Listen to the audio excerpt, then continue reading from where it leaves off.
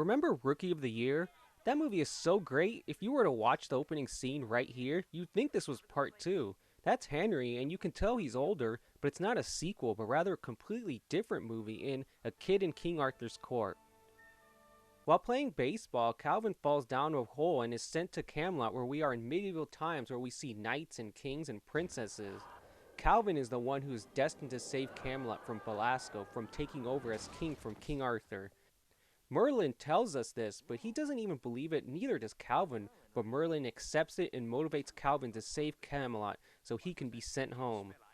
It's kind of funny seeing Calvin around Camelot wearing this baseball uniform, and he just says all these jokes that nobody in Camelot will understand at all. Only us, the audience, get these references he makes, but everybody else, it just goes over their head. God, these things are a lot heavier than they look on TV. TV? One of your Knights of Reseda, no doubt? Something like that. Double cheeseburger, lettuce and tomato, and a whole wheat bun. What? Big Mac. For a movie to be titled A Kid in King Arthur's Court, that's really what this movie's about. A kid and what a kid maybe likely would do if he were stuck in Camelot. He starts to take a love interest in one of the princesses, Catherine. That's like half the movie, their love story, and she starts to fall in love with him as well. You know, for a movie that takes place in medieval times, you would expect to see lots of maybe sword fighting and fight scenes. We see them practicing sword fighting, but it isn't until an hour in the movie where we see some action. And it's not really anything great. Calvin uses his karate moves, which he mentions earlier that he's learned, so he uses that here to fight off the guards to save Catherine. That's about it, and towards the end when they fight in the tournament to see who wins and can marry the king's daughter, Sarah. This brings me up to the villain, Belasco. He wants to take over Camelot and is close to winning this tournament. Obviously, nobody wants him to win, but he actually comes close and does it fair. He even argues it to Arthur. He knocks down Cain, who's a guy that Sarah likes. Belasco actually knocks him out, but doesn't fall off, so Calvin and everybody else do some sneaky stuff to defeat him. Now this part really makes me feel weird.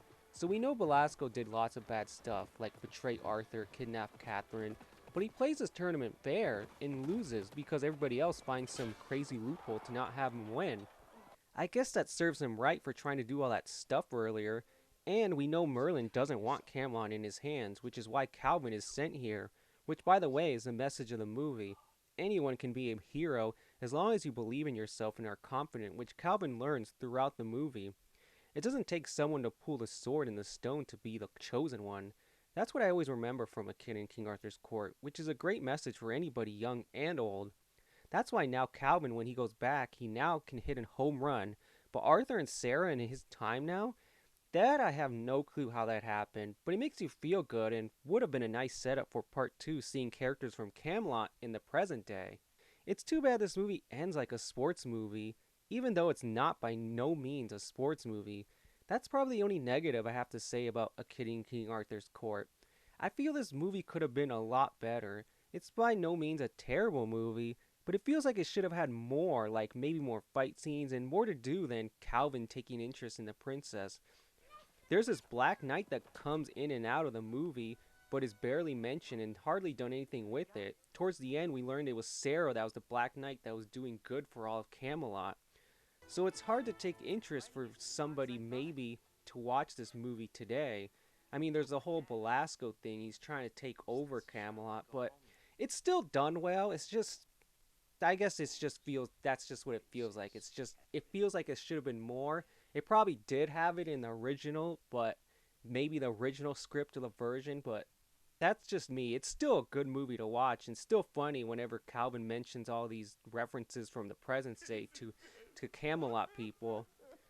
But hey, even if you have no interest in seeing this movie, maybe if you knew that James Bond and Rose from Titanic were in this, you'd maybe give it a shot.